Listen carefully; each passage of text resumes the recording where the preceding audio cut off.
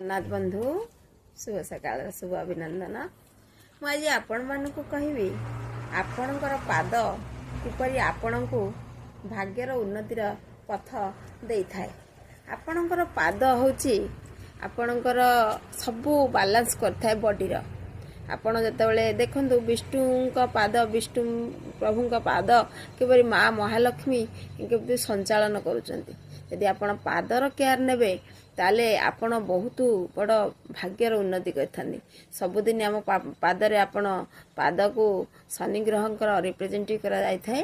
तेणु पादर केयर नियंतु। पाद को सबु बेले सबु चक्र बालांस होता पाद को सब लुण पानी रे धुवंतु एवं आपण माने कोन करंतु पादरे स्त्री लोक माने पादरे अलता लगांतु। पुरुष लोक माने पाद को लुण पानी रे धुवंतु एवं पादर संचालन करंतु। जो स्त्री माने स्वामींकर पाद को सब बेले संचालन करते बालांस हो पादर जत्न नेले आपणकर सबु क्षेत्र में उन्नति होता है।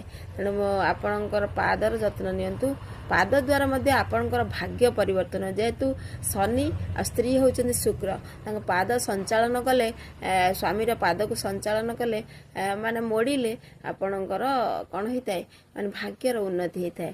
तेणु आपण मैंने यही कम आज स्टार्ट कर दिंतु ना देखिए आपणकर भाग्य किपरि चमकुची। यदि मो भिडियोटी भल लगी था लाइक शेयर एंड सब्सक्राइब करेंगे। रोची जय जगन्नाथ।